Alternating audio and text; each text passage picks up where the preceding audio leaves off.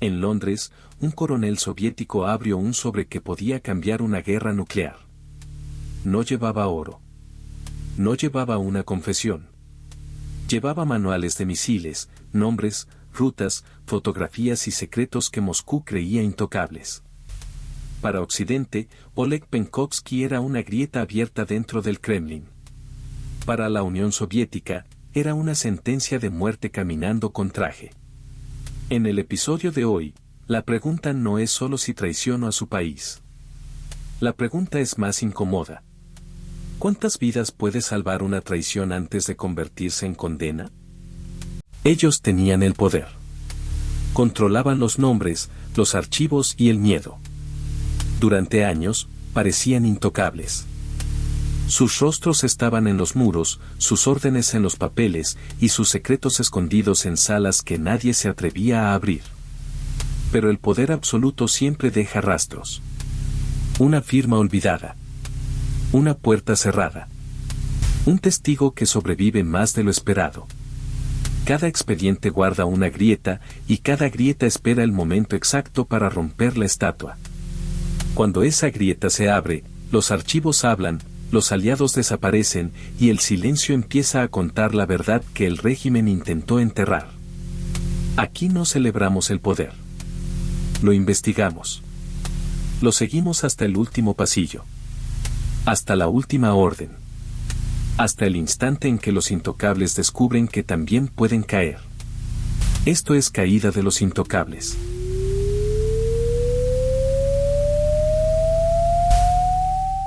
El sobre no era importante por el papel. Era importante por el lugar de donde venía. Venía de una zona casi invisible para los servicios occidentales. El interior militar de la Unión Soviética. En plena Guerra Fría, Washington y Londres podían mirar fotografías desde el cielo. Podían escuchar radios. Podían leer discursos. Podían estudiar desfiles. Pero había algo que no podían ver con claridad. Lo que el sistema soviético realmente tenía. ¿Cuántos misiles? ¿Qué alcance? ¿Qué precisión? ¿Qué debilidad? ¿Qué mentira escondida detrás de la propaganda? Y entonces apareció un hombre que no parecía una grieta. Parecía parte del muro. Oleg Penkovsky no era un periodista. No era un disidente de café. No era un opositor visible. Era coronel. Había servido al Ejército Rojo. Conocía los códigos de una potencia cerrada. Y se movía dentro de un sistema donde cada palabra podía convertirse en expediente. Ese detalle cambia todo. Porque cuando un enemigo habla desde fuera, el régimen puede ignorarlo. Pero cuando la información sale desde dentro, el silencio se vuelve peligroso. La historia de Penkovsky no empieza con una pistola.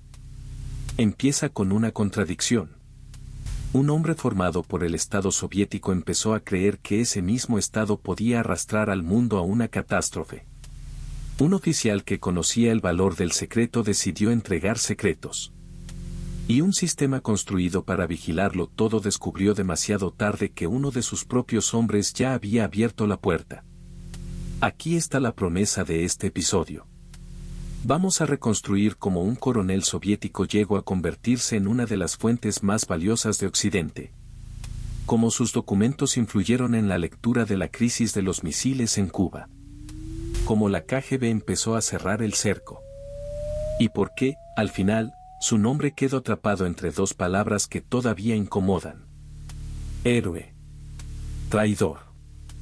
Pero antes de llegar al juicio, hay que entender el mundo que fabricó a Penkovsky. Después de la Segunda Guerra Mundial, la Unión Soviética salió con una victoria enorme y una herida profunda. El país había perdido millones de vidas. Había destrucción. Había memoria de invasión. Había miedo real. Pero también había poder. Moscú controlaba territorios. Controlaba gobiernos aliados. Controlaba partidos. Y dentro de sus propias fronteras, controlaba el relato. El ciudadano común veía una potencia segura. Un Estado disciplinado. Un bloque capaz de mirar de frente a Estados Unidos. La élite, en cambio, sabía algo más inquietante. Una parte de esa fuerza era teatro. El régimen necesitaba parecer más fuerte de lo que era. La propaganda no solo hablaba para el pueblo. También hablaba para el enemigo. Si Washington creía que Moscú tenía más misiles, más capacidad y más disposición de usarla, entonces el miedo servía como arma. La Guerra Fría no era solo una carrera de armas. Era una carrera de percepciones. Y en una carrera de percepciones, un documento verdadero puede valer más que un tanque. Penkovsky entendía ese lenguaje. Había nacido en un país donde la biografía podía ser una condena. Su padre había luchado del lado blanco durante la Guerra Civil Rusa, el lado derrotado por los bolcheviques. En un sistema obsesionado con la pureza política, ese origen podía perseguir a una familia durante años. Pero Penkovsky aprendió a sobrevivir. Se formó. Sirvió. Entró en la estructura militar. Hizo carrera. Se acercó a redes de influencia. No era un hombre marginal. Era ambicioso. Quería avanzar. Quería reconocimiento. Quería un puesto más alto en el engranaje. Y esa ambición es clave. Porque los espías no nacen siempre de una ideología pura. A veces nacen de una mezcla más peligrosa. Resentimiento, miedo, vanidad, convicción, orgullo herido y oportunidad. Penkovsky tenía acceso. Pero también tenía frustraciones. Había intentado obtener destinos y posiciones que lo acercaran más al mundo exterior. No siempre recibió lo que quería. Vio ascensos que no llegaban. Vio puertas que se cerraban. Vio una élite que hablaba de igualdad mientras vivía dentro de jerarquías implacables. Y al mismo tiempo, veía a Nikita Khrushchev jugar una partida cada vez más arriesgada. Khrushchev no era Stalin. Pero gobernaba un imperio heredado de Stalin. Un imperio con armas nucleares. Un imperio con propaganda. Un imperio con una policía política capaz de escuchar incluso el silencio. En público, la Unión Soviética prometía seguridad histórica. En privado, los hombres que conocían la maquinaria sabían que cualquier error podía empujar al planeta hacia una guerra. Ese es el primer loop de esta historia. ¿Penkovsky vendió secretos por odio a la URSS? ¿Por ambición personal? ¿O porque realmente creía que estaba evitando una guerra mayor? La respuesta no cabe en una frase. Y por eso su caso sigue siendo tan potente. Antes de seguir, deja en comentarios una sola palabra. Héroe o traidor. No lo hagas todavía por reflejo. Hazlo cuando veas hasta dónde llegó la información que entrego. Y si este tipo de reconstrucción histórica te interesa, suscríbete a Caída de los Intocables, porque aquí no contamos biografías planas. Seguimos el rastro del poder hasta que muestra su grieta. El primer movimiento de Penkovsky fue casi absurdo por lo peligroso. Intento acercarse a Occidente. No desde una novela elegante. No desde un salón perfecto. Sino con contactos torpes, aproximaciones indirectas y señales que podían matarlo si caían en las manos equivocadas. En el mundo del espionaje, una mala aproximación puede ser el final. Una nota mal entregada. Una mirada larga. Una reunión fuera de rutina. Un nombre repetido 2 veces. Pero Penkovsky siguió. La inteligencia británica y estadounidense terminaron viendo algo que pocas veces aparece. Un oficial soviético con acceso real y voluntad de entregar material. Su nombre en clave llegaría a ser Hero para unos. Yoga para otros. Los nombres en clave parecen pequeños adornos. Pero en esta historia tienen ironía. Porque llamarlo Hero era una forma de declarar una versión de los hechos. Para quienes recibían sus documentos, Penkovsky era el hombre que abría una ventana dentro del enemigo. Para Moscú, era la grieta que debía ser sellada con sangre. El contacto se organizó con cuidado. Uno de los personajes centrales fue Greve Owen, un empresario británico que viajaba a la Unión Soviética con una apariencia útil. Negocios, reuniones, movimiento. En una guerra de servicios secretos, un hombre de negocios podía ser más valioso que un diplomata. El diplomata era observado. El militar era observado. El agente obvio era observado. Pero el empresario tenía excusas. Tenía horarios. Tenía carpetas. Tenía conversaciones. Y debajo de esa normalidad, empezaron a circular materiales que podían cambiar la lectura del mundo. Ese tipo de intercambio no era una aventura improvisada. Era una coreografía hecha de pequeños gestos. Un objeto entregado en el momento correcto. Una cámara escondida. Un rollo de película que parecía poca cosa. Una frase que confirmaba que la persona del otro lado no era un desconocido. En la superficie, todo debía parecer aburrido. Ese era el punto. El espionaje real no siempre se parece a una persecución. Muchas veces se parece a una espera. A una caminata que no llama la atención. A un hombre que sale de una reunión con el mismo rostro con el que entró. A una maleta que nadie revisa con suficiente paciencia. Pero debajo de esa normalidad había una presión constante. Cada documento fotografiado tenía dos valores. El valor para quien lo recibía. Y el valor que tendría para la Fiscalía Soviética si algún día lo encontraba. Penkovsky sabía eso. No era un ingenuo. Sabía que en su mundo un secreto no se perdía sin que alguien pagara. Y aún así siguió. Por eso su historia tiene una tensión distinta. No es el relato de un hombre que tropezó accidentalmente con el enemigo. Es el relato de un hombre que caminó, una y otra vez, hacia una puerta que sabía que podía cerrarse para siempre. Penkovsky entregó fotografías. Entregó documentos. Entregó manuales técnicos. Entregó información sobre misiles. Entregó detalles sobre el aparato militar soviético. Entregó una parte del mapa interno que Moscú no quería que nadie pudiera leer. No era un chisme. No era una opinión. Era información operativa. Y eso lo convertía en una amenaza enorme. Para Occidente, el valor no estaba solo en saber más.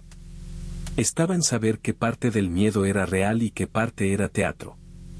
La propaganda soviética podía insinuar una capacidad inmensa. Los discursos podían sonar firmes. Los desfiles podían mostrar fuerza. Pero los documentos de Penkovsky ayudaban a separar imagen de realidad. Ese es el punto de no retorno. Cuando una potencia descubre que la amenaza del enemigo no es exactamente lo que parece, la partida cambia. Ya no responde solo al ruido. Responde a la estructura. Y en 1962, esa diferencia estuvo cerca de volverse decisiva. Cuba. La isla se había convertido en una pieza central del tablero. Estados Unidos miraba el Caribe con alarma. La Unión Soviética movía missiles. El mundo observaba discursos. Los servicios de inteligencia observaban fotografías. Y el problema era simple y aterrador. Si esas imágenes mostraban misiles soviéticos, había que saber exactamente qué significaban. No bastaba con decir: hay cohetes. Había que entender el tipo, la capacidad, el alcance, el tiempo de preparación, el nivel de amenaza. Los manuales y documentos entregados por Penkovsky ayudaron a interpretar parte de ese rompecabezas. Ayudaron a leer las imágenes con menos niebla. Ayudaron a Washington a comprender mejor lo que Khrushchev podía tener, lo que podía fingir y lo que podía arriesgar. En una crisis nuclear, esa diferencia puede ser la distancia entre una decisión fría y una decisión ciega. Imagina el peso de esa diferencia. Una sala de analistas mirando fotografías borrosas. Un presidente recibiendo informes contradictorios. Generales presionando. Diplomáticos midiendo cada palabra. Barcos moviéndose. Misiles en construcción. Y al fondo, una pregunta que nadie podía responder con arrogancia. Si se calcula mal, ¿quién sobrevive? En ese escenario, la información no era lujo. Era oxígeno. Si el enemigo parecía más fuerte de lo que era, podías ceder demasiado. Si parecía más débil de lo que era, podías provocar una guerra. Si no entendías cuánto tardaba en preparar sus armas, podías confundir una amenaza con una puesta en escena. La guerra nuclear no dependía solo de tener bombas. Dependía de interpretar correctamente al otro. Y eso hizo que los papeles de Penkovsky fueran más que papeles. Eran una forma de leer el miedo. Una forma de medir la distancia entre la propaganda y la realidad. Pero aquí hay que tener cuidado. La historia no debe convertirse en propaganda inversa. Penkovsky no resolvió solo la crisis de los misiles. Ningún hombre solo hace eso. Hubo satélites, aviones, analistas, diplomacia, presión militar, canales secretos y decisiones políticas. Pero su información formó parte de una ventaja crucial. Reducir la incertidumbre. Y la incertidumbre, en una crisis nuclear, mata. Si esta reconstrucción te está mostrando una cara menos simple de la Guerra Fría, compártela con alguien que cree que la historia se decide solo en discursos. Muchas veces se decide en papeles doblados, reuniones discretas y hombres que nadie debería notar. Y suscríbete, porque el siguiente archivo de este canal vuelve a tocar esa zona incómoda donde el poder empieza a perder control.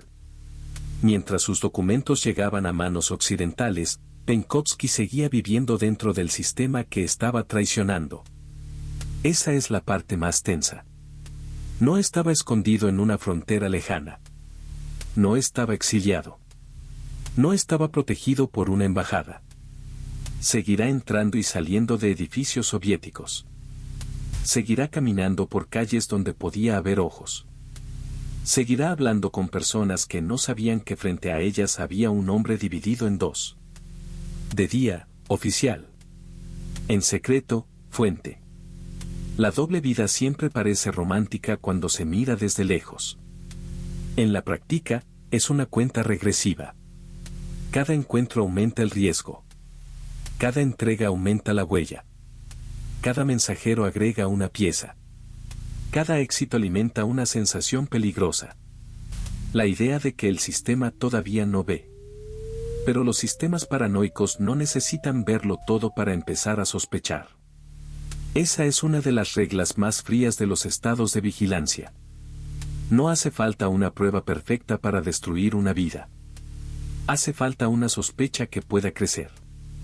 Primero viene la vigilancia discreta. Después, el archivo. Después, la comparación de horarios. Después, una pregunta en una oficina. Después, otra persona llamada a declarar. Y cuando el sospechoso finalmente entiende que algo cambió, casi siempre ya está tarde. El miedo trabaja en silencio. Penkovsky había entregado demasiado como para que su caída fuera pequeña. Si lo atrapaban, no sería tratado como un error administrativo. Sería tratado como una herida abierta en el orgullo soviético. Por eso, mientras más valioso se volvía para Occidente, más imposible se volvía salvarlo si el cerco terminaba cerrándose. La KGB no era una sombra perfecta. No era omnipotente. También cometía errores. También tenía burocracia. También podía llegar tarde. Pero vivía de una idea. Nadie debe sentirse invisible. Cuando una estructura así empieza a notar patrones, el aire cambia. Una reunión que no encaja. Un viaje que se repite. Un contacto extranjero. Un movimiento fuera de lugar. Una actitud que se vuelve demasiado segura. El cerco no se cierra de golpe. Primero se estrecha. Y Penkovsky, como muchos hombres que sobreviven demasiado tiempo al peligro, pudo haber empezado a creer que la suerte era método. Ese fue su error fatal. No entregar información. No tener contactos. No creer que podía influir en la historia. Su error fue moverse dentro de una máquina de vigilancia como si el éxito anterior garantizara el siguiente. El poder soviético podía ser lento. Pero cuando decidía cerrar una puerta, no preguntaba dos veces. La captura de Penkovsky no fue una escena limpia de cine. Fue el resultado de una presión acumulada. La KGB observó. Cruzo datos. Detecto conexiones. Y cuando tuvo suficiente, actuó. En octubre de 1962, mientras el mundo miraba a Cuba y contenía la respiración, el hombre que había ayudado a revelar parte del peligro quedó atrapado por el estado al que había desafiado. La ironía es brutal. Su información podía haber ayudado a evitar una guerra. Pero en Moscú, eso no importaba. Para la lógica del régimen, no existía una traición útil. No existía una traición moral. No existía una traición que pudiera ser perdonada porque sirvió a una causa mayor. Solo existía un hecho. Un oficial soviético había entregado secretos al enemigo. Y ese hecho necesitaba un castigo ejemplar. Greville-Weyne también fue arrestado. El mensajero, el empresario, el puente entre mundos, dejó de ser una figura discreta y se convirtió en prueba viviente de una red. En ese momento, la historia dejó de ser una operación secreta. Se convirtió en teatro judicial. El juicio de Penkovsky en 1963 tenía una función más grande que condenar a un hombre. Tenía que restaurar una imagen. El Estado necesitaba decir: lo vimos. Lo encontramos. Lo castigamos. La máquina sigue intacta. Todo juicio político tiene dos públicos. El primero está en la sala. Jueces. Acusados. Guardias. Funcionarios. El segundo está fuera. El pueblo. La élite. Los posibles traidores. Los servicios extranjeros. Todos los que necesitan recibir el mensaje. El mensaje era simple. Nadie toca el secreto soviético sin pagar. En las imágenes del juicio, Penkovsky aparece ya sin la fuerza de un hombre que controla una operación. Aparece como alguien absorbido por una maquinaria más grande que él. Ese es el destino de muchos intocables secundarios. No son dictadores. No son líderes visibles. No tienen estatuas. Pero viven cerca del poder. Lo conocen. Lo usan. Se sienten protegidos por sus pasillos. Hasta que un día descubren que el mismo edificio que los protegía también puede convertirse en jaula. Penkovsky fue condenado.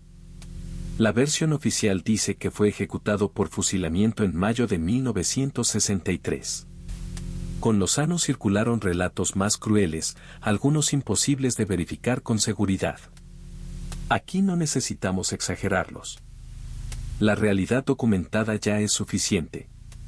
Un coronel soviético, convertido en una de las fuentes más importantes de Occidente, terminó condenado por el Estado que había servido. La caída fue completa. Perdió el uniforme. Perdió el nombre público. Perdió el control de su historia. Para unos quedó como un hombre que ayudó a contener una crisis. Para otros, como un traidor que vendió secretos militares en el momento más peligroso del siglo. Y ahí está la incomodidad central. La palabra traidor depende de donde estés parado. La palabra héroe también. Si miras desde Washington, Penkovsky puede parecer el hombre que entregó información decisiva para entender a Moscú. Si miras desde el Kremlin, era un oficial que rompió el juramento. Si miras desde una familia común que vivió bajo la amenaza nuclear, la pregunta cambia. Si una traición reduce el riesgo de guerra, ¿sigue siendo solo traición? La historia no siempre responde con limpieza. Y los documentales fáciles suelen fallar por eso. Necesitan convertir a todos en monstruos o santos. Penkovsky no cabe ahí. Fue ambicioso. Fue arriesgado. Fue útil. Fue imprudente. Fue fuente. Fue condenado. Y quizá por eso su caso funciona como una radiografía de la Guerra Fría. Un mundo donde la verdad no circulaba por discursos públicos, sino por canales clandestinos. Un mundo donde una fotografía podía valer más que una declaración oficial. Un mundo donde el equilibrio nuclear dependía, a veces, de saber si el enemigo estaba mintiendo sobre su propia fuerza. También hubo dudas posteriores. Algunos llegaron a sugerir que Penkovsky pudo haber sido parte de una operación de desinformación soviética. La teoría es atractiva porque vuelve todo más oscuro. Pero la mayoría de los analistas la rechaza. El volumen, la utilidad y el costo político de su información hacen difícil sostener que todo fue una actuación controlada por Moscú. La duda, sin embargo, revela algo importante. En el mundo del espionaje, incluso después de la muerte, nadie recibe una historia limpia. Todo puede ser interpretado. Todo puede ser sospecha. Todo puede ser expediente. Por eso el final de Penkovsky no termina solo con una ejecución. Termina con una pregunta que sobrevive. ¿Fue un hombre que traicionó por ambición? ¿Un oficial que quiso corregir desde la sombra el peligro de su propio estado? ¿Una pieza que Occidente usó mientras servía? ¿O un hombre que entendió demasiado tarde que no se puede abrir una grieta en una fortaleza sin quedar debajo de los escombros? Deja ahora tu respuesta en comentarios. Héroe, traidor o ambos. Y sigue el canal, porque esta serie no busca coronar ni absolver a nadie. Busca entender cómo el poder fabrica secretos, cómo los secretos fabrican miedo, y cómo el miedo termina devorando incluso a quienes parecían conocerlo mejor. La ironía histórica es que Penkovsky no fue destruido por un enemigo que no conocía. Fue destruido por el sistema que conocía demasiado bien. Durante años, ese sistema le enseñó que la información era poder. Él lo creyó. Y actuó como si pudiera tomar una parte de ese poder y entregarla al otro lado. Pero la información también es una condena. Cuando la tienes, te vuelve valioso. Cuando la entregas, te vuelve objetivo. Y cuando el Estado descubre que ya no controla lo que sabes, deja de verte como hombre. Te ve como fuga. Como grieta. Como ejemplo. El poder absoluto no teme solo a los ejércitos. Teme al archivo que sale de la sala cerrada. Teme al subordinado que recuerda. Teme al papel que demuestra que la imagen oficial era mentira. Penkovsky no derribó la Unión Soviética. No cambió solo la historia. No merece una estatua simple ni una condena simple. Pero dejó una escena que resume el siglo XX. Un hombre pequeño frente a una máquina enorme, llevando en secreto papeles capaces de alterar el cálculo de una guerra. Y al final, la máquina lo alcanzó. El poder puede esconder documentos. Puede cambiar versiones. Puede borrar nombres. Puede llamar traidor a quien abre el archivo. Pero no siempre puede volver a cerrar la grieta. Porque una vez que el secreto sale, ya no pertenece al régimen. Pertenece a la historia. Y la historia, tarde o temprano, siempre vuelve a leer los expedientes. Pero esta no fue la única vez en que un hombre dentro de una estructura cerrada descubrió que saber demasiado podía ser más peligroso que no saber nada. El próximo archivo abre otra puerta del poder soviético. Una donde el silencio no protegió a nadie.